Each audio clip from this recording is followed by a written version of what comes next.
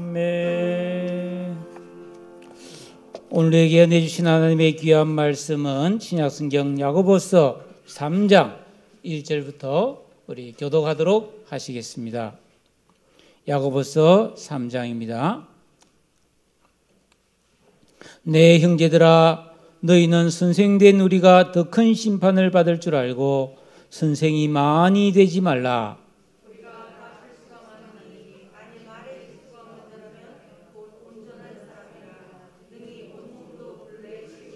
우리가 말들의 입에 재갈 물리는 것은 우리에게 순종하게 하려고 그 온몸을 제어하는 것이라.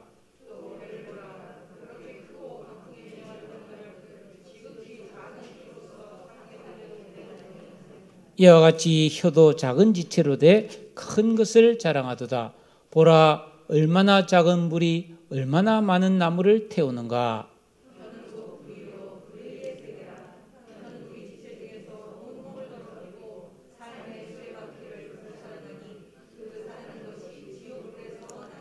여러 종류의 짐승과 새와 벌레와 바다의 생물은 다 사람이 길들일 수 있고 길들여 왔거니와.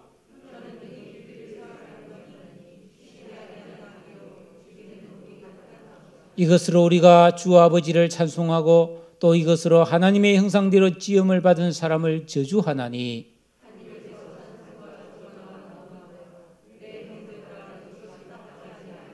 샘이 한 구멍으로 어찌 단물과 쓴물을 내겠느냐.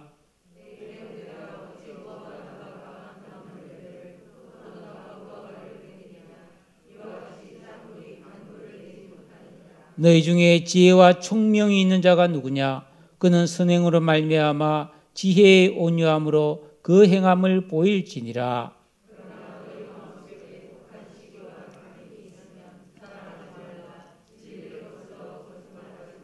이러한 지혜는 위로부터 내려온 것이 아니요 땅 위의 것이요 정욕의 것이요 귀신의 것이니.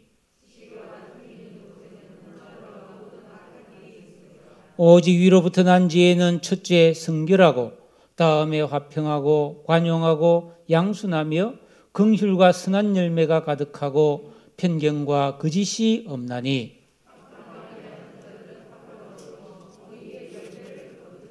아멘.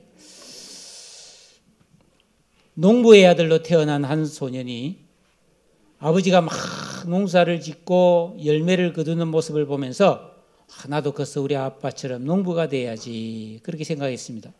근데 어느 날 집에 농기구가 고장났어요. 아버지가 못 고쳤어요. 그런데 기술자가 와서 촉촉촉촉촉 뭐 수리하더니 발동기가 부릉 하고 돌아가면서 수리가 되는 거예요. 그걸 보고 아니다, 나는 엔지니어가 되어서 나도 저렇게 기계를 잘 고치는 사람이 되어야지 생각했어요. 교회 가서 예배를 드리는데 목사님이 쫙 설교하는 거 보고 나 목사 돼야 되겠다 하고 꿈이 자꾸 바뀝니다. 그 후에 마을 사람들이 존경하는 변호사를 본 다음에는 자기도 법률가가 되고 싶었습니다. 어머니가 아파서 병원에 갔을 때 흰 가운을 입은 의사를 보자 의사가 또 되고 싶었습니다. 철이 조금 들어서 난 나중에 커서 뭐가 돼야 될지 고민됐어요. 그래서 하나님께 기도를 합니다. 하나님, 저는 무엇이 되어야 합니까? 하나님이 응답을 주셨어요. 너는 너가 되고 싶은 모든 것이 다 되고 싶으냐? 그러자 그 소년은 아닙니다. 어떻게 모두가 다 될 수 있겠습니까? 하나님께서 너는 원하는 모든 사람이 될 수 없느니라. 그러나 방법이 있다. 너는 선생님이 되거라. 그래서 네가 가르친 제자들이 각자 재능을 따라 농부도 되고 목사도 되고 엔지니어나 변호사나 의사가 되게 하거라. 그러면 너는 모든 것이 된 것과 같으니라. 그래서 이 소년은 훌륭한 선생님이 되었는데 이 사람이 계몽주의 교육자 장자크 루소입니다. 사회계약론을 썼죠. 여러분, 이 세상에 태어난 한 인간, 아이가 올바르게 자라기 위해서는 부모님의 좋은 양육과 함께 선생님의 교육이 반드시 필요합니다. 그러므로 이 세상에 태어난 어떤 한 사람이 좋은 부모님을 만나고 훌륭한 선생님을 만나는 것보다 큰 복은 없다고 보입니다. 우리 그리스도인들은 하나님의 나라와 삶의 지혜를 배우는 학생들입니다. 그래서 잘 배우면 우리도 역시 좋은 부모가 될 수 있고 좋은 교사가 될 수 있습니다. 물론 우리의 스승은 예수님이고 성령이시고 그리고 주님이 친히 불러 세워주신 인간 교사들입니다. 그러니까 인생은 살아가는 데서 부모와 교사가 꼭 필요하다 이 말이죠. 오늘은 교사주의를 맞이해서 이런 문제를 놓고 여러분과 함께 하나님의 은혜를 나누려고 합니다. 자, 먼저 우리가 읽은 오늘 본문 3장 1절에 보니까 형제들아 너희는 선생된 우리가 더 큰 심판을 받을 줄 알고 선생이 많이 되지 마라 라고 말하고 있습니다. 그러니까 오늘 이 말씀은 누가 들어야 되느냐? 선생된 우리가 들어야 된다 이 말입니다.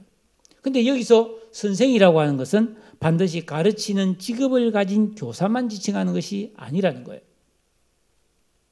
히브리서 5장 12절에 보니까 때가 오래므로 너희가 마땅히 선생이 되었을 터인데, 즉 이 말은 뭐냐면 우리가 예수 믿고 구원받은 성도는 계속 진리를 배우기 때문에 시간이 흐를수록 자연스럽게 우리가 지혜와 지식과 명철이 생겨서 본인이 원하든 원치 않든 선생이 될 수밖에 없다 이 말이에요. 교회학교에서 교사가 되거나 성경 공부를 인도하는 인도자가 되기도 하고 중직자가 되어 지도력을 발휘할 수도 있습니다. 초대교회 당시에는 이 가르치는 교사의 직분이 매우 존경을 받았습니다. 우리나라도 그렇죠? 우리나라도 옛날부터 군사부 일체. 그래서 임금님과 부모님과 선생님은 동이다, 동급이다. 그래서 선생님 그림자도 안 밟는다 뭐 그런 말이 있었잖아요. 더구나 성경은 이 에베소 4장 11절에서 예수께서 어떤 사람은 사도로, 어떤 사람은 선지자로, 또 어떤 사람은 복음 전하는 사로, 어떤 사람은 목사와 교사로 삼으셨다 하고 이 모든 직분들, 사도를 비롯한 선지자와 모든 목사, 교사는 예수님이 친히 세우시는 굉장히 중요한 직분이라는 거예요. 교회 안에서는 이 교사의 직분이 매우 중요한 직분이에요. 그리고 갈라디아서 6장 6절에 보니까 사도 바울은 그 성도들에게 가르침을 받는 자는 말씀을 가르치는 자와 모든 좋은 것을 함께하라 하면서 말씀을 가르치는 선생님을 존경하고 잘 섬기고 대접하라라고 명령을 했습니다. 그러니까 이 초대교회 당시에 선생이라는 지위는 굉장히 인기 있는 직업이었어요. 그래서 그런 명예와 지위를 얻고 싶어하는 많은 사람들이 있어서 선생이 되려고 했어요. 그래서 오늘 이 말씀에서는 내 형제들아 너희는 선생된 우리가 더 큰 심판을 받을 줄 알고 선생이 많이 되지 마라 라고 심각한 권면을 하고 있는 것입니다. 왜 선생된 자가 더 큰 심판을 받게 되는가? 이 야고보서 3장 전체를 보면 선생님은 첫째로 가르치기 위해서 말을 많이 한다. 그런데 말을 많이 하다 보면은 반드시 실수도 많아진다는 겁니다. 또 선생님은 지혜와 총명이 있어야 되는데 그래 잘 가르쳐 주잖아요.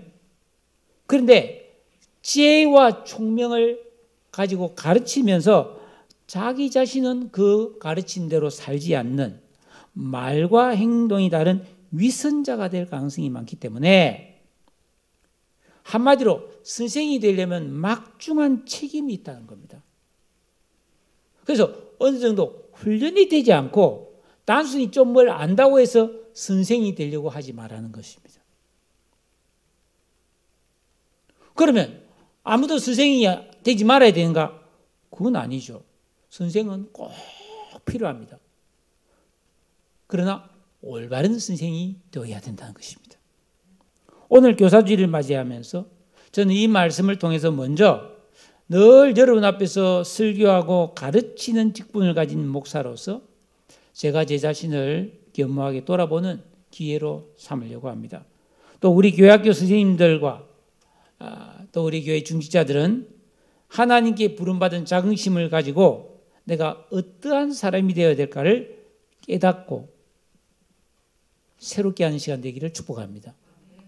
동시에 우리 모든 성도님들께서도 어른과 부모된 입장에서 자녀들을 훈계하고 가르치고 양육하는 나 자신의 영적 상태를 점검해보고 새롭게 되는 기회로 삼으시기를 축복합니다. 그뿐 아닙니다. 직장에서나 어떤 모임에서든지 사람들 앞에서 말을 하고 지도력을 발휘해야 되는 위치가 있다면 오늘 이 말씀을 잘 들었을 때 큰 유익이 있을 줄로 믿습니다. 자, 2절에 보니까 우리가 다 실수가 많으니 만일 말에 실수가 없는 자라면 곧 온전한 사람이라. 능히 온 몸도 굴레 씌우리라. 여러분, 사람이 세상에 살아가면서 어른이나 애나 얼마나 실수를 많이 합니까? 깜빡깜빡 잊어버리기도 하고 착각도 잘하고 오해도 잘하고 이거 해야 되는데 저거 하고 저거 해야 되는데 이거 하고. 젊은 학생들도 마찬가지예요. 시험 칠 때 또 눈으로 보면서도 실수합니다. 번호를 3번 쓴다는 게 4번 씁니다. 미리 답을 다 풀어놓고 답안지에 옮기면서 번호를 거꾸로 잘못 붙여가지고 다 틀리는 경우도 있습니다. 맞죠? 그래서 사람이 실수 많이 합니다. 근데 여기서 말하는 실수는 그런 단순 실수가 아니라 죄를 짓는 실수를 말하는 겁니다. 그런데 사람이 저지르는 실수 중에서 가장 빈번하고 심각한 실수가 말의 실수라는 겁니다. 그래서 만일 말의 실수가 없는 자는 온전한 사람이라고 말하고 있습니다. 즉 말의 실수가 거의 없는 사람은 온전한 사람, 즉 자기를 잘 다스리고 훈련된 충분히 성숙한 사람이라고 말할 수 있는 것입니다. 이런 사람은 능히 온몸도 굴레 씌우리라. 이 굴레를 씌운다는 것은 우리가 이제 말이 얼마나 힘이 셉니까? 그 말에 딱 재갈을 물리고 손은 콧대를 끼워가지고 고삐를 딱 끼워주면 주인이 탁 당기면 옵니다. 그죠? 탁 당기면 씁니다. 그렇게 우리는 짐승을 이렇게 고삐나 재갈을 물려서 다스리듯이 우리가 말에 실수가 없는 사람은 무슨 일을 맡아든지 그 사람의 몸가짐과 행동을 잘 다스리고 절제할 수 있는 수준에 도달했다 이 말이에요. 그래서 말이 내 몸, 내 삶의 굴레, 재갈 역할을 한다 이 말입니다. 그러니까 여러분들 중에 내가 이 세상을 살아가면서 언제나 좋은 말을 가려서 하고 선하고 바른 말을 항상 한다면은 그 말이 내 인생을 복되고 아름다운 길로 이끌어 가준다는 겁니다. 그 말이 나를.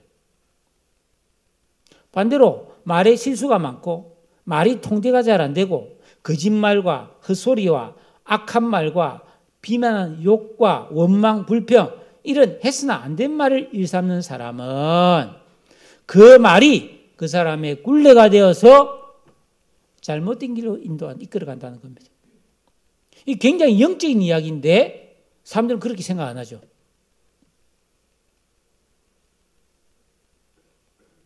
말을 함부로 하고 살면서 일이 잘 안 풀리거나 어려운 일이 생기면 그게 자기의 말 때문에 그래 됐다는 것은 절대로 깨닫지 못합니다.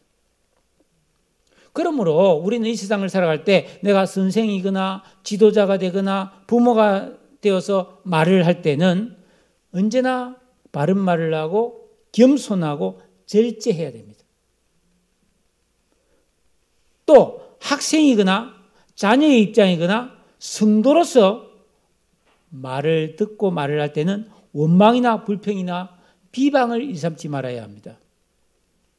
우리는 짐승의 입에 재갈을 물려서 그 짐승을 착착 이렇게 제어하는 것처럼 나도 내 혀를 잘 다스릴 줄 아는 성숙한 사람이 되어야 할 줄로 믿습니다. 왜 그렇게 해야 되는가? 성경에 쭉 나옵니다. 우리가 무심코 하는 이 말 한마디 한마디는 엄청난 위력을 가지고 있다는 겁니다.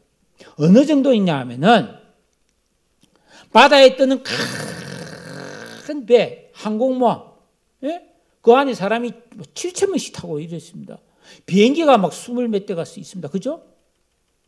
그런 배도 방향을 바꿀 때는 뒤에 있는 조그만 키 하나로 선장이 이렇게 돌리면, 핸들 돌리면, 그죠? 그 키가 가서 저 바꾸면 그 큰 배의 방향이 바뀐단 말이죠.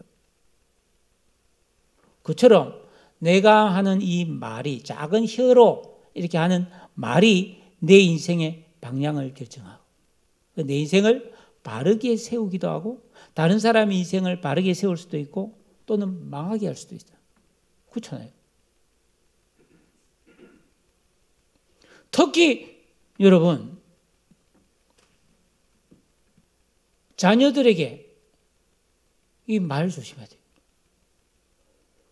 그 치유상담대학원의 정태기 교수 이야기 들어보면은 어릴 때 저 신안군에 조그만 섬에서 살았는데 거기는 막 일상생활의 용어가 다 욕이라고 그 자기가 이제 그 이야기 하더라고. 그 자기 엄마가 자기에게 아이고 이 자식아 썩은 동태 눈가리 같은 자식아 맨날 그렇게 불렀다. 그 엄마가 미워서가 아닌데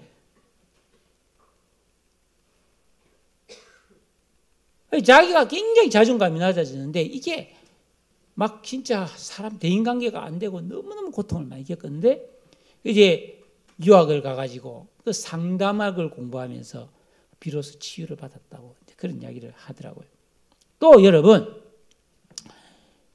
이 조그마한 성냥불 하나 탁 이거 켜가지고 산에 불을 장난해버리면 산 전체가 탑니다. 조그만 불 하나가.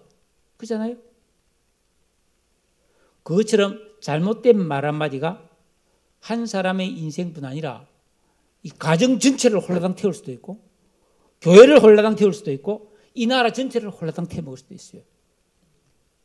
여러분 가장 최근에도 뭐 국회의원이 공식 회의석상에서 성희롱 발언을 했다. 대학 교수가 뭐 강단에서 말도 안 되는 음담패설, 남녀 차별 뭐 그런 이야기를 했다. 새 정부에 이번에 고위직에 임명된 뭐 비서관 한 명이 평소에 막말을 많이 하고 보편적 상식에서 벗어난 주장을 여러 번 했던 것이 드러나서 사임했잖아요. 그래서 어떤 한 국회의원, 한 장관의 말 한마디로 선거 판세가 바뀌기도 하고 온 나라가 떠들썩해지는 거예요. 이런 애는 헤아릴 수 없이 많은 거예요. 그래서 이걸 설화라고 그러잖아요. 말로서 화를 불러오는 거예요.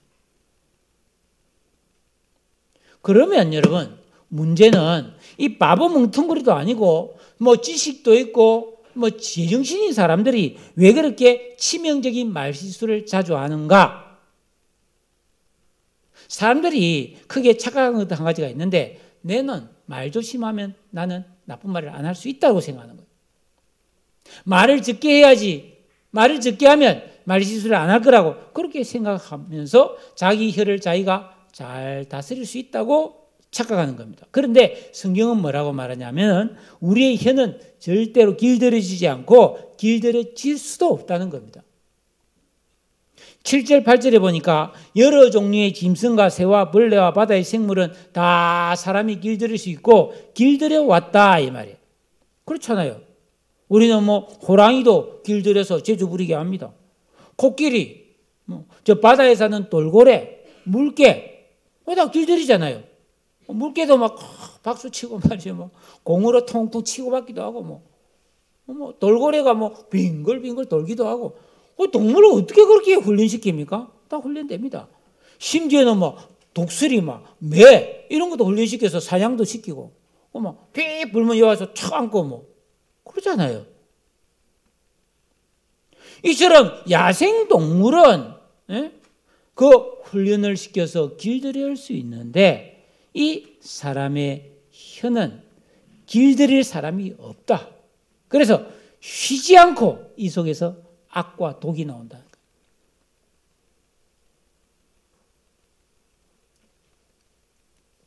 그러니까 우리 혀가 있으면 혀 밑에 뭐예요?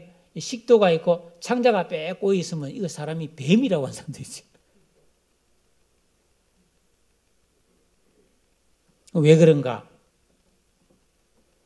오늘 말씀 10절에서 12절에 보니까 샘물이 있는데 어떤 샘에서 단물이 나왔다가 순물이 나왔다가 이런 샘은 없다는 겁니다. 한 구멍에서. 좋은 물이 나오는 샘물은 천년만년이 가도 계속 좋은 물이 나와요. 그죠? 그리고 무화과 나무에서 올리브 열매가 열리거나 포도나무에서 무화과 열매가 열리는 경우는 없습니다. 만약에 그런 나무, 그런 샘이 있다면 그건 너무 기가 막힐 일이에요. 그런데 사람은 요 한 입으로 하나님을 찬송했다가 저주했다가 여기서 막 악도 나왔다가 사랑합니다 이러다가 또 여기서 아주 막 독한 입에 담을 수 없는 말도 하는 아주 요 사람이 입은 괴상한 구멍이라는 거예요. 따라합시다. 사람 입은 요상한 구멍이다. 왜 사람의 혀가 이렇게 요상하게 되었느냐? 여러분, 우리가 입으로 말을 하지만은 이 혀가 나불나불나불 하면서 왔다 갔다 하면서 말을 하는데 사실은 이 혀는 말하는 도구일 뿐 사실 말은 사람의 마음에서 나오는 것이라는 거예요. 그러니까 우리가 하나님 뜻대로 말에 실수가 없고 선하고 바른 말을 경우에 합당한 말을 하는 좋은 사람이 되려면은 이 혀를 조심하고 내 말을 적게 해야지, 나 침묵해야지 이게 할 게 아니고 우리 마음을 기경해야 된다는 겁니다. 마음을 갖고 해야 된다는 거예요. 어떻게 해요? 하나님을 우리가 예수 그리스도를 믿고 하나님을 예수님을 내 인생의 주인과 왕으로 모시고 계명을 지키고 어겼을 때 회개하고 기도하는 이런 반복대표를 통해서 내 안에 있는 길가, 돌밭, 가시밭 이런 아담 안에 있는 악한 인격, 지각, 감성 이걸 뽑아내고 예수 그리스도를 닮아 사는 청결한 양심을 가진 거룩한 새 사람의 의식, 지각, 인격, 감성을 만들어야 우리 마음과 영이 새롭게 되므로 비로소 우리 말이 변한다는 것입니다. 다스려질 수 있다는 것입니다. 그거 안 하고 말이에요. 아이고 뭐 교회는 다니지만 난 그런 거는 막 귀찮고 그냥 난 교회만 왔다 갔다 하랍니다. 글쎄 그게 자기 뜻대로 될까요?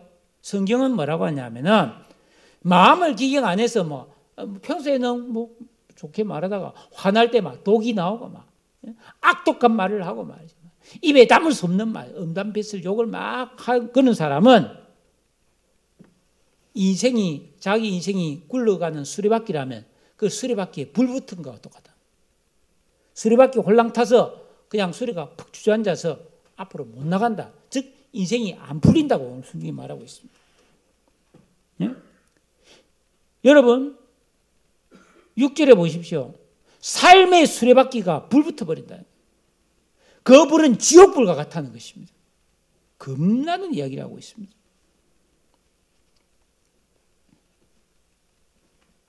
제가 중요한 우리 언어 생활에 얽힌 우리의 영적 현상을 여러분들에게 설명을 해보겠습니다.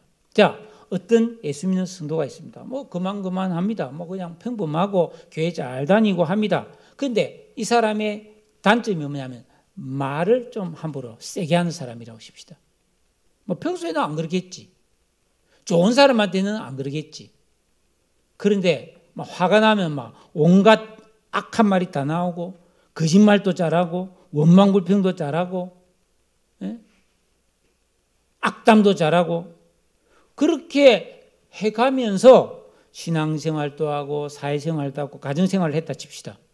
그러면 영적인 원리상 우리가 악한 말을 하면 반드시 나쁜 열매가 영에 맺히게 된다는 거예요. 우리가 살다 보면 뼈도락지도 나고 입술이 터지기도 하고 입안에 염증이 생겨서 구멍이 생기기도 하고 눈다래끼가 나기도 하고 피부병이 생기기도 하고 그러잖아요. 그것처럼 우리가 나쁜 말을 하게 되면 반드시 우리 영에 안 좋은 열매들이 맺힌다는 거예요. 그러면 어떻게 되느냐?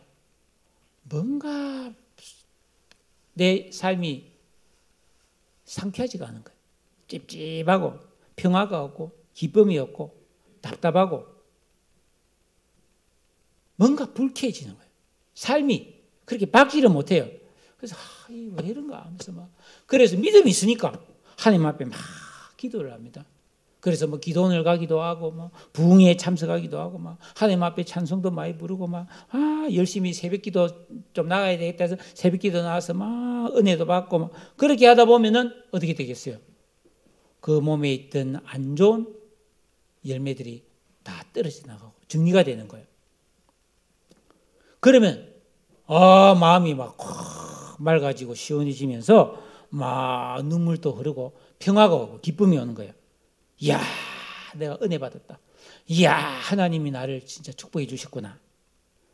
그렇게 생각해서 또 살아가면서 이 버릇이 안 고쳐지니까 또 살아가면서 또 못된 소리하고 또 악한 소리하고 혀를 막 잘못 사용합니다. 그럼 또 안 좋은 열매가 맺히겠죠?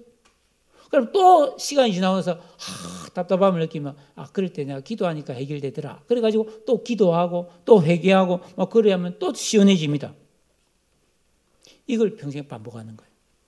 근본적으로 안 변하고. 여러분 생각해 보십시오. 우리 집도 매일 청소하지만 시간이 지나다 보면 먼지도 많이 쌓이고 잡동사니가 이것저것 쌓이게 되면 어느 한 날 잡아서 확 대청소하면 시원하고 그냥 상쾌하잖아요. 그 끝인가요? 또 시간이 지나면 또 그렇게 되는 거예요. 그래서 평생에 집안 대청소 몇 번 하면 끝납니까? 아니라는 거예요. 집은 그럴 수 있지만은 여러분 우리는 그렇게 되면 안 되고 근본적으로 우리 심령에 변화가 일어나야 될 줄로 믿습니다. 그러니까 여러분 내가 살아가면서 내 심령에 쓰레기, 오물만 치우고 살면 안 되고 근본적으로 우리가 정결한 새 사람의 의식과 직각과 인격을 훈련해서 만들어야 될 줄로 믿으시기를 주의 이름으로 축원합니다. 오늘날 우리가 살아가는 이 시대는 말이 극도로 타락한 시대입니다. 악한 말과 저주와 비방과 그런 악담들이 너무 특히 정치권에서 난무하고 있어요. 우리가 이런 말을 자주 듣기 때문에 그게 귀에 익숙해져서 나도 모르게 따라하면 절대로 안 됩니다. 하나님께서는 우리 말씨를 통해 믿음이 있는가를 살피신다고 했습니다. 예수께서 마태복음 12장 36절에 내가 너에게 이르노니 사람이 무슨 무익한 말을 하든지 심판날에 이에 대하여 신문을 받으리니 너의 말로 의롭다 하심을 받고 너의 말로 정죄함을 받는다고 되어 있습니다. 실제로 임사체험, 그러니까 죽었다가 사망 선고를 받았는데 다시 살아나는 경우가 가끔 있잖아요. 전에 여러분에게 소개를 한번 했습니다. 영상도 보여드린 적이 있어요. 오래전에. 그 미국의 존스 홉킨스 대학의 심장 치료하는 의사가 병원에서 심장마비를 일으켰어요. 의사가. 그래서 막 사람들이 와서 의사니까 그런 충격기, 심장 충격기, 전기 충격기를 막 했는데 못 깨어나 죽었어요. 그래가지고 천으로 덮고 부인이 와서 아이고 우는데 이 사람은 자기가 그걸 다 봤다는 거예요. 자기가 그렇게 된 걸 다 봤다는 거예요. 근데 하나님 앞에 갔는데 하나님께서 너 무슨 말을 하고 왔니 하면서 오늘 이 말씀을 들려주더라는 거예요. 그 이 사람이 다시 깨어났어요. 그리고 자기는 그 의사 노릇 그만두고요. 전 세계를 다니면서 복음을 전하고 말 조심해야 된다고. 하나님 앞에 가면 내가 했던 말의 심판을 받는다고 되어 있습니다. 우리나라에도 왔다 갔죠. 사랑하는 여러분, 교회를 다닌다고 저절로 좋은 사람이 되지 않습니다. 우리는 계명 순종과 기도의 진정한 영적 생활에 힘써서 여러분 먼저 말의 실수가 없는 온전한 사람을 이루는 참 신자가 되기를 주의 이름으로 축원합니다. 그래야 좋은 부모가 될 수 있고 좋은 교사가 될 수 있어요. 두 번째, 큰 두 번째. 오늘 13절에 보니까 너희 중에 지혜와 총명이 있는 자가 누구냐. 사람이 세상을 살아가려면 기본적으로 지혜와 총명이 있어야 됩니다. 왜? 끊임없이 우리는 분별하고 선택해야 되잖아요. 또 부모가 되어서 자녀를 가르쳐야 되고 또 뭐 우리가 또 직업을 갖게 되면 누군가에게 내가 말을 해야 되기 때문에 이 지혜와 총명은 반드시 있어야 되는데, 문제는 지혜와 총명이라고 해서 다 같은 지혜와 총명이 아니라는 겁니다. 오늘 성경에 보면 하늘부터 임하는 신령한 지혜와 총명이 있고 땅에 속한 지혜와 총명이 있다고 말하고 있습니다. 여러분, 똑똑한데, 지식이 많은데, 학식이 많은데 반신앙적이고 악한 지혜도 있습니다.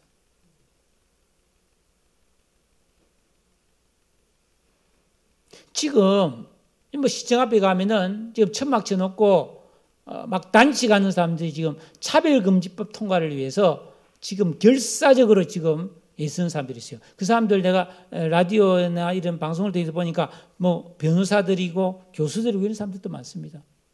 동성애 인정해라는 겁니다. 어제 뭐 용산 대통령 집무실 앞에서 여러분 동성애자들이 성소수자들을 차별하지 말라고 대모를 했어요. 소수자도 아니더만 뭐 엄청 많이 왔더만. 여러분 그 사람들도 다 똑똑한 사람들이에요.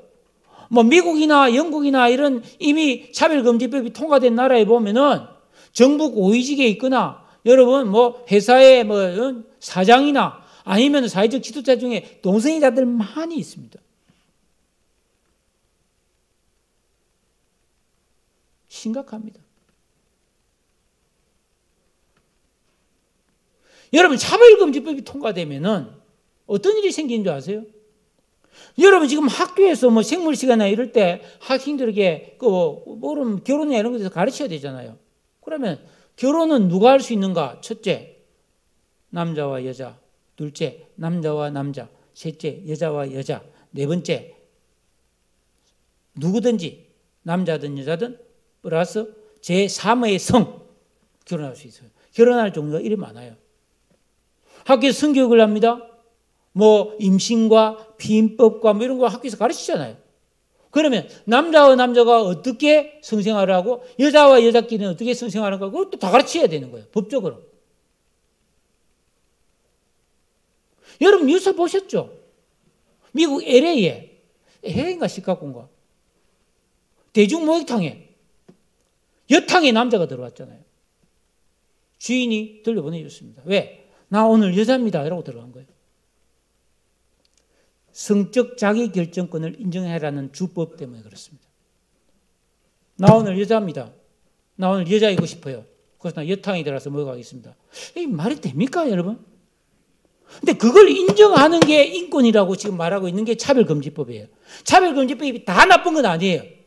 뭐 장애인이나 아니면 뭐 가난한 자나 이런 뭐 노동자나 이런 사회적 약자를 보호해야 된다는 좋은 부분도 있는데 그것에 끼 붙여가지고 이런 독소조항을 집어넣겠다는 게 문제이기 때문에 만약에 차별금지법이 통과되고 내가 이런 설교에 있으면 저는 최소한 벌금 3천만 원 물어야 됩니다.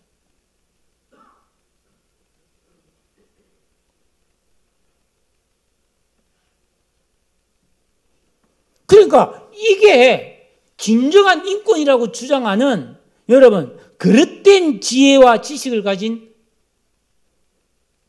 똑똑한 사람들이 너무 많은 거예요. 그러니까 여러분 지혜와 지식과 총명은 하늘에 속한 신령한 거룩한 지혜와 총명이 있는가 하면 세상에 속한 악한 지혜와 총명도 있다는 사실이에요. 그러니까 그런 사람이 선생님은 어떻게 됐습니까? 학생들이 그냥 학교에서 대학 졸업해서 교사 임용고시 걸렸는데 그 교사는 세상에 속한 악한 지혜와 지식을 가진 교사다 치면은 그 교사가 여러분 학교에서 학생들을 가르치면 어떻게 되겠어요? 우리 딸이 저 뒤에 있는데 옛날에 우리 딸이 학교 다닐 때 월급 중학교입니까? 초등학교입니까? 학교 선생님이 비 오는 날만 되면 귀신 영화 틀어주는 거예요. 학교에서 수업 시간에 정신 나간 사람들이 많아요, 지금.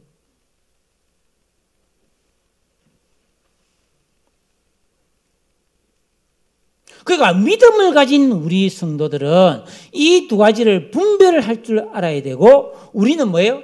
단순히 세상에서 배운 처세술, 짱깨 이게 아니라 하늘로부터 임하는 신령한 지혜를 얻어서 다른 사람을 가르칠 수 있고 하고 자녀들을 지도할 수도 있어야 될 줄로 믿습니다. 그래서 13절에 너희 중에 지혜와 총명이 있는 자가 누구냐? 그는 선행으로 말미암아 지혜의 온유함으로 그 행함을 보일지니라. 즉 좋은 지혜, 하늘로부터 임한 지혜를 가진 사람은 온유함과 선행으로 다른 사람의 본이 되는 삶을 살아낸다는 겁니다.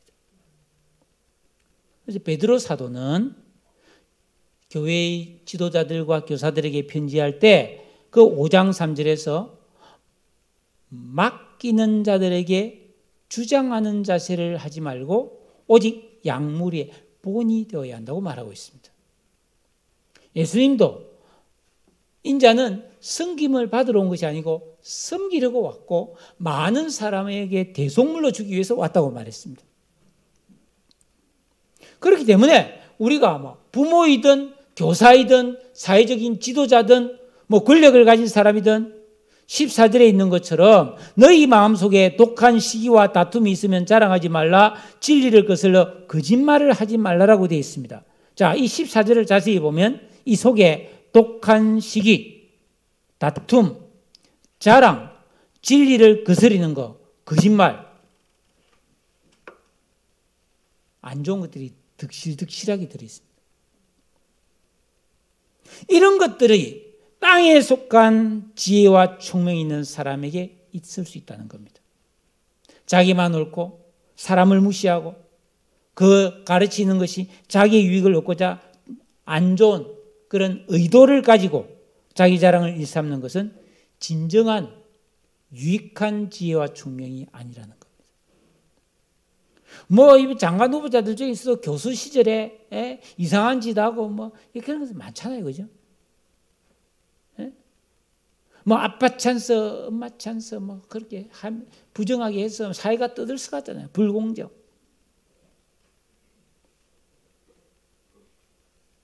네? 그게 거짓말이다, 일종의. 거짓이 많잖아요. 이번에 장관 후보자 중에 여야가 그냥 청문 보고서를 채택해서 그래 당신은 괜찮다고 해준 사람 중에도 여러분 법원인 사람 많습니다. 위장 전입을 했다든지, 부동산 다운 계약을 했다든지, 그 정도는 이제 죄도 아니에요. 이제. 이 정도면 그냥 합격, 이렇게 해주는 거예요. 근데 하나님은 그렇지 않아요, 여러분. 14절에 이러한 지혜는 위로부터 내려온 것이 아니고 땅의 것이요, 정욕의 것이요, 귀신의 것이니 시기와 다툼이 있는 곳에는 혼란과 모든 악한 일이 있음이라고 했습니다. 자, 여러분, 우리가 진실로 하나님을 올바르게 믿고 하나님의 말씀을 배워서 그것을 깨닫고 순종하는 곳에는 질서가 있고 조화가 있고 하나됨과 화평함이 있는 것을 믿으시기를 바랍니다. 그러니까 우리는 하나님의 말씀을 올바르게 배워서 그 말씀대로 가정을 이루고 여러분 교회를 이루어야 될 줄로 믿습니다. 그러면 그 안에 공동체와 인간관계 속에 영적 진리가 있기 때문에 반드시 기쁨을 맛볼 수 있다는 것이죠. 그런데 이 참지혜가 아닌 세상지혜가 있는 곳에는 비록 그곳에 하나님 말씀이 막 선포된다 할지라도 무질서와 혼란과 요란함과 악한 일이 발생한다는데 대표적으로 이단 소굴이에요. 신천지나 이런 데 가면 얼마나 그 안에 눈물이 있고 착취가 있고 이단들이 그렇잖아요. 그 안에 성격 타락이 있고 금전 문제가 생기고 그렇잖아요. 그러므로 우리는 말씀을 전하는 목사다, 학생을 가르치는 교사나 자녀를 양육하는 부모나 우리가 뭔가를 가르치는 그 자체보다도 더 중요한 것은 가르치는 그 사람의 영적 상태가 가장 중요하다는 것. 나부터 계명을 지키고 기도하는 진정한 영적 생활을 통해서 자기 마음을 기경해서 위로부터 오는 지혜, 지식, 명철, 총명을 얻어야만이 선한 열매를 맺고 다른 사람의 본이 되는 진정한 리더가 될 수 있음을 믿습니다. 여러분, 예수 믿는다고 자동적으로 선하게 되고 예수님을 닮아지는 것이 아닙니다. 내 속에 세상적이고 정욕적이고 마귀적인 것이 있기 때문에 이것을 계명 순종을 통해서 뽑아내는 그런 순종과 회개 훈련이 반복되어야 한다는 것입니다. 그렇지 않으면 화목되지 못해요. 자꾸 싸우게 되고 누군가에게 상처를 주고 나도 상처를 입게 되는 겁니다. 고침받아야 될 거죠. 네? 자기가 그렇게 살면 하나님과 자꾸 멀어지게 됩니다. 영적 유익을 누리지 못한다는 거죠. 즉 돈은 있을지 모르지만 은혜에서는 가난한 빈민이 될 수밖에 없다. 17절에 보니까 오직 위로부터 난 지혜는, 즉 하나님이 주시는 지혜, 성령의 인도함을 받는 지혜는 어떤 것이냐? 세상 것과는 다르다는 겁니다. 첫째는 성결하다. 즉 불순물이 섞여 있지 않다는 겁니다. 여러분, 가르칠 때는 동기가 순수해야 되는 거예요. 가르쳐서 이 사람을 쇠뇌시켜서 이용해 먹어야지 그러면 안 되잖아요. 자기 과시나 불순한 의도가 없이 맑게 가르쳐야 된다는 거예요. 그 다음에 화평해야 됩니다. 자기 주장과 자기 욕심이 없이 겸손한 자세로 섬겨서 화평해야 됩니다. 근데 그렇지 않은 경우도 많죠. 가르치면서 이 돌대가리야 그것도 모르냐 자꾸 말이죠. 그 말라고 무겁게 달고 다니냐 갖다 버리라 자꾸. 공동모지에 가서 바꿔온나 자꾸. 제가 살아오면서 들었던 이야기입니다. 굉장히 기분 나쁘죠. 모멸감을 느끼죠. 그러니까 배우는 사람의 마음에 평화가 없기 때문에 어떻게 배우겠습니까? 관용해라. 다른 사람을 용납하고 너그럽게 받아주라. 부족해도. 양순하다. 완고하거나 채침대기가 아니라 가까이 갈 수 있는 사람이 되라는 거예요. 왜냐하면 교사나 목사나 이런 사람들에 대해서 너무 엄해가지고 무섭게 하면 안 된다. 겁주지 말라는 겁니다. 여러분, 저를 만나고 싶으면 언제든지 오십시오. 제가 거부하고 그런 적 아무도 없습니다. 근데 괜히 어렵게 생각하는 것은 그건 제 잘못이 아니고 여러분 잘못입니다. 저를 어렵게 생각하지 마세요. 다섯 번째, 긍휼과 선한 열매가 가득하다 그랬어요. 이 말은 뭡니까? 예를 들어 여러분이 지금 교회를 오셨는데 예를 들어 여러분 중에 고통을 당하고 아픔을 가진 사람이 있다면 그 가르치는 것도 중요하지만 그런 사람을 배려하고 위로하고 섬기는 것도 중요하잖아요. 네? 그랬을 때 배움과 동시에 치유가 일어나고 기쁨이 생기는 거죠. 아, 선생님이 나를 사랑해 주는구나. 그런 경우는 참 많습니다. 선생님의 그 말 한마디 때문에 한 사람의 인생이 변화되고 회복되는 경우가 많지 않습니까? 예를 들자면 많이 있지만 시간상 생략합니다. 편견과 거짓이 없다. 교회 왔는데 돈 많은 사람은 어이구 어서 오세요 이라고 돈이 별로 없고 그런 사람들 에이 당신 오나 마나 오든지 말든지 그러면 안 된다는 거예요. 그 야고보서 2장이 나오는 말이에요. 의심과 차별, 허영심과 위선이 없어야 된다는 말이죠. 이것이 이런 게 없어야 그게 올바른 지혜와 지식이고 이런 게 있으면은 땅에 속한 마귀적이며 정욕적인 것에 불과하다는 것입니다.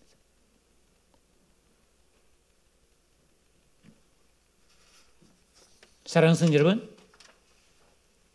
미국 남북전쟁 때 노예 해방에 헌신했던 헨리 워드 비처 목사란 분이 이런 말을 했습니다. 무슨 일을 도모함에 있어 거짓이 있는 사람은 배틀의 실을 끄는 것과 같아. 자기가 저지른 잘못을 잊어버릴 그 무렵 그 흠이 드러난다. 우리 진짜 말 조심해야 됩니다. 그냥 말 막 절제없이 하고 다니는데 자기는 몰라요. 근데 그게 다 그 사람의 허물이 되어서 그게 자기 인생의 굴레가 되어버린다. 아, 저 사람은 그런 사람이야.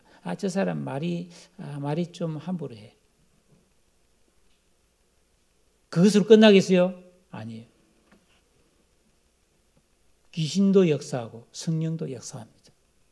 하나님께는 멀어지고 내 심령이 귀신의 놀이터가 됩니다. 특히 욕하지 마세요. 욕은 성경이 어떻게 진단하고 있냐면 더러운 것인데 귀신이 바로 더럽고 악한 귀신이잖아요. 더러운 것은 귀신에 속한 겁니다. 그러니까 욕 잘하는 사람은 귀신 들린 사람이라고 봐도 무방합니다, 사실. 자, 오늘 이 말씀은 결론입니다. 내 형제들아, 너희는 선생된 우리가 더 큰 심판을 받을 줄 알고 선생이 많이 되지 말라라고 시작한 이 말씀이 마지막 18절에 화평하게 한 자들은 화평으로 심어 의의 열매를 거두느니라 라고 마치고 있습니다. 좋은 선생이 되어야 된다는 말이죠. 디모데전서 5장 17절에 잘 다스리는 장로들은 배나 존경할 자로 알되 말씀과 가르침에 수고하는 이들에게는 더욱더 그리하라. 존경하라는 겁니다. 그만큼 좋은 교사가 된다는 건 쉬운 일이 아닙니다. 말을 실수가 없고 하늘에 속한 지혜와 총명으로 가르치는 스승이 많지 않아요. 그런 스승은 존경받아야 됩니다. 교회 안에서 선생된 목사와 교사와 중지자들이 이런 세 사람의 의식과 지각을 가지고 성도를 섬기고 가르치면 또 하나님께 영광이 되고 장차 받을 상이 클 줄로 믿습니다. 가정에서도 부모가 이런 진정한 영적인 삶을 살면서 자기 마음을 기경해서 자녀 손들을 양육하고 훈계하면 자녀가 노여움이 없어지고 상처를 안 받고 그 가정이 더욱더 화평하며 의의 열매를 거두게 될 줄로 믿습니다. 구원받은 그리스도인들은 잘 배우는 학생이 되어야 되고 그리고 세월이 흐르면 잘 가르치는 진정한 교사가 되어야 합니다. 이게 교사주의를 맞이해서 우리가 받아야 될 교훈입니다. 사랑하는 여러분, 여러분들도 다 예수 믿은 지가 꽤 되신 분들이 많잖아요. 이제는 이 마음 기경을 통해서 가정에서나 교회에서나 어디서나 진정한 하늘에 속한 지혜와 총명을 가지고 말에 온전한 참 하나님의 일꾼들이 되시기를 주님의 이름으로 축복합니다. 기도하겠습니다. 오늘 이 말씀을